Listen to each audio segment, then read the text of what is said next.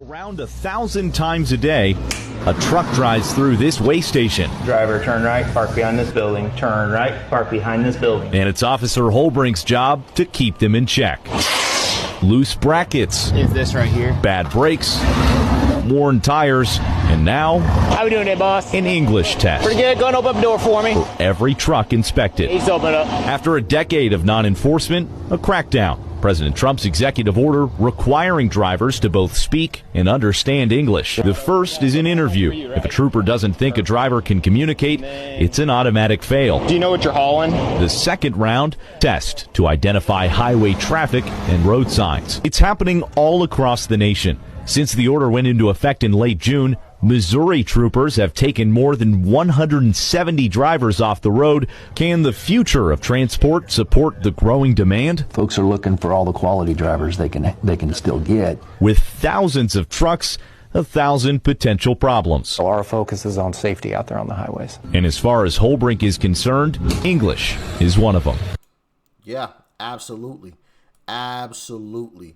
Safety should be of the utmost concern, and people who can't speak English or understand English should not be driving a massive vehicle like that. That is absolutely terrifying. We've already seen, that turn tragic, right? Crossing highway traffic, my goodness, man. Stuff is wild out here, man, but thank goodness Uncle Trump, signed that executive order, which is also a whole other conversation, and it shows that we still have some rhinos in the party, because why are executive orders still the law of the land? Why haven't those bills been passed and signed into law so that Trump doesn't have to have an executive order? Just a question to ask and keep in mind, coming up here shortly, right? We got some rhinos that we're going to have to vote out. You understand me? So, excuse me. Anyway, I want to play this clip because, once again, these rogue judges are doing the Democrats' bidding. What you're about to hear is just absolutely crazy. A rogue judge has ordered thousands of illegals detained in Chicago to be freed. It's crazy. Check this out. A federal judge is weighing whether he can grant relief to hundreds of immigrants who attorneys argue were unlawfully detained by ICE and Border Patrol, this during Operation Midway Blitz. Our investigative reporter Mark Rivera joins us now. He's got all the details on this. Mark?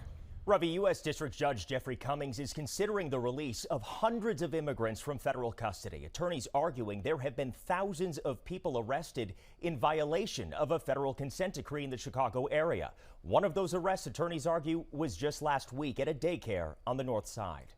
It happened November 5th at the Reito del Sol daycare on Chicago's north side. Witness video reviewed by the ABC 7i team showed Diana Santiana Galeano, a teacher at the school, violently dragged from the building as she tells agents in Spanish that she has papers, then placed into a vehicle while surrounded by federal agents. Her arrest sparking community outrage. We had masked ICE agents following a daycare educator into the daycare, where there were parents, there were children. DHS claims she fled a traffic stop and ran into the daycare.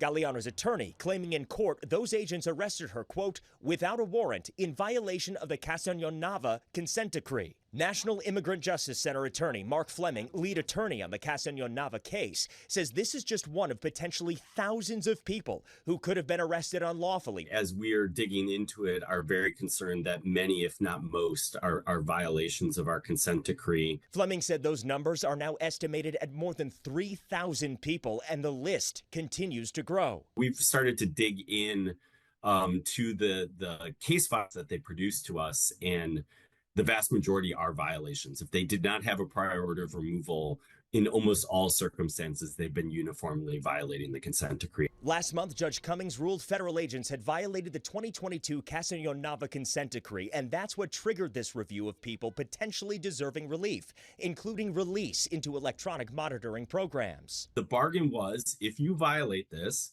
the individual be eligible for release. There's not an obvious answer here. ABC 7 chief legal analyst Gil Sofer says it may not be that simple. In the plaintiff's favor, they have the language in the consent decree, which empowers the court to exercise really almost any equitable power. On the other side, there's a statute that makes it very difficult for the district court, federal district court, to require the government to take or not take any action in the immigration space. So there's really a conflict of provisions here. Now, DHS attorneys argue that Congress stripped federal courts of their authority to grant parole to large groups of immigrants in ICE custody. That conflict, of course, is sure to be playing out in court arguments. Attorneys expect Judge Cummings to indicate what relief, if any, will be on the table at a court hearing this Wednesday. Deport all the illegals. Deport them all, every single one of them. And like I said before, I think the Trump administration is doing a fantastic job. Considering there's more than pause that video. Considering what's actually happening. I mean, you literally have judges trying to tell the government, no, you need to free these 3,000 illegals you've caught in our city because they didn't have prior deportation orders. So just release them. Doesn't matter if they're here illegally. You didn't have prior deportation orders, so release these 3,000 illegals. Like, come on now. This is just absolutely nuts. Absolutely nuts. But listen, hopefully they're still deported, because this is just getting out of hand. Anyway, let's continue on.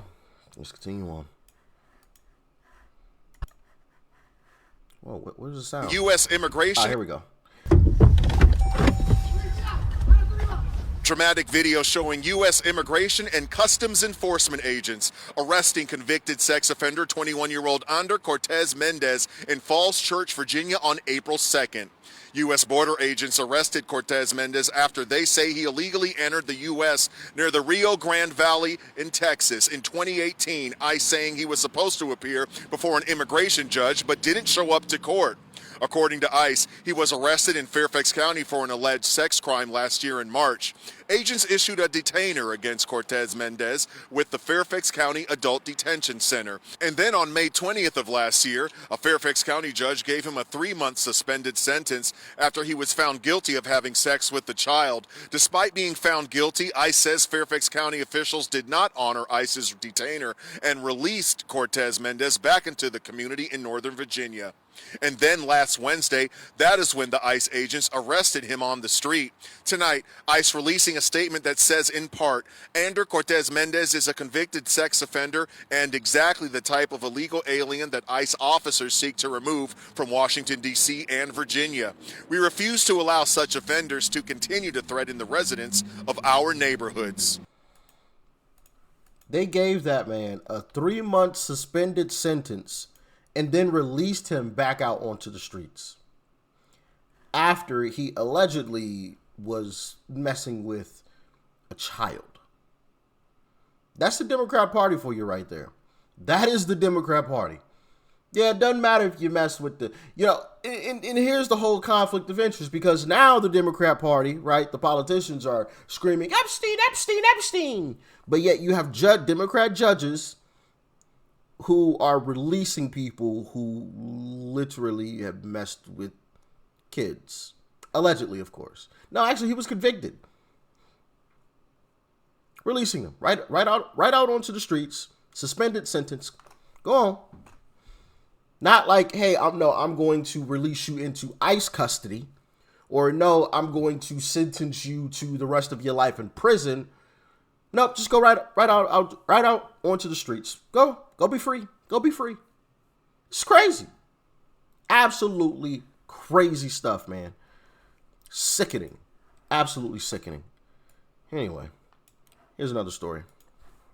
Well, 2 weeks ago, life for one Pasadena woman was changed forever. Her family is undocumented, and on the morning of October 27th, ICE agents came for her husband and her brother. KPRC2 was in the neighborhood soon after they were taken into custody, and actually during the raid, those men have since been deported to Mexico, leaving behind their family who's struggling to make it all work now and making plans, in fact, to leave everything behind to reunite with them. KPRC2's Bill Barajas is live with their story. Good evening, Bill. Yeah, this is a family who came here illegally about 12 years ago to chase the American dream. They were living out that dream at that small home just behind me where you see that black Tahoe at the intersection of Dade and West Houston in Pasadena. And then in an instant, everything changed. Margarita Barron's husband and brother were both deported within a week of being picked up by ICE. A family member telling us today at the property when we visited that Barron was at the Mexican consulate's office today trying to figure out how she may be reunited. They are also looking into how they might be able to sell all of the possessions that they've been able to accumulate while in this country as they look to return to their home state of San Luis Potosí. They tell us their lives were turned upside down the moment ICE showed up at their door. We were with them in October as they tried to process everything. Video we obtained shows ICE agents arriving at their home, allegedly demanding that Barron's husband and brother surrender. Barron said they initially refused, but ICE told them they had no choice. Here she is speaking about it just hours after it happened back in October. They say if they didn't turn themselves in, they would throw tear gas inside the home.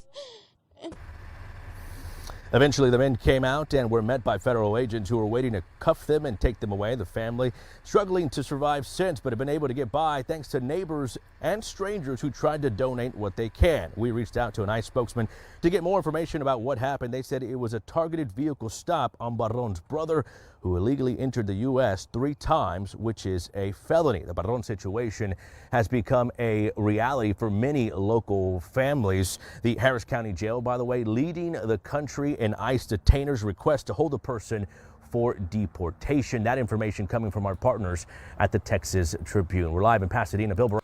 Hey, listen, I love that kind of speed. I love that kind of speed. Apprehended and deported within 2 weeks. Fantastic job, baby. Fantastic job. And the rest of the family might self-deport. Fantastic job, ICE. Fantastic job, baby. Let's go. Let's go. Okay.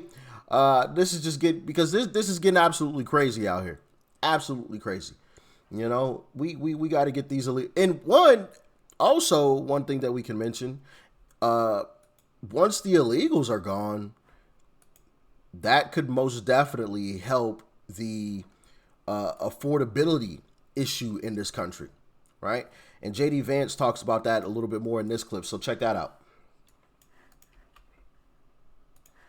Oh, why is the audio? There we go. Wait, what? Expensive. And we have to remember they're expensive. And I know that there are a lot of people out there, Sean, who are saying things are expensive.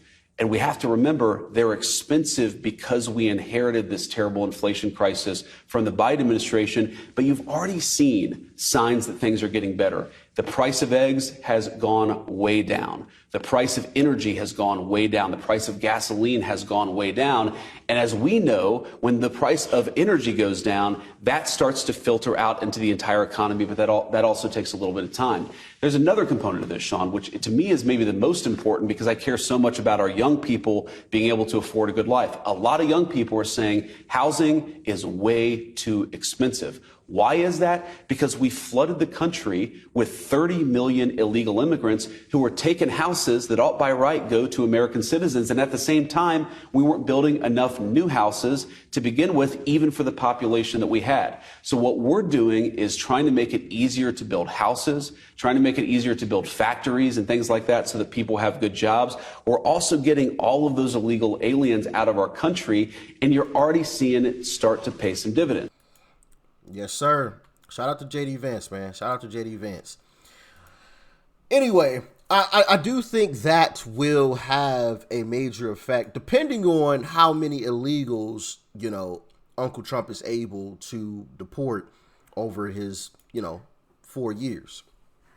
If he's able to deport a record number of individuals, I do think we'll see a lot of these home prices really come down, right? In combination, obviously, with building more homes because, supply and demand. We all know that. We learned that when we were kids, supply and demand, right? You bring the demand down, you start increasing the supply, the price will fall.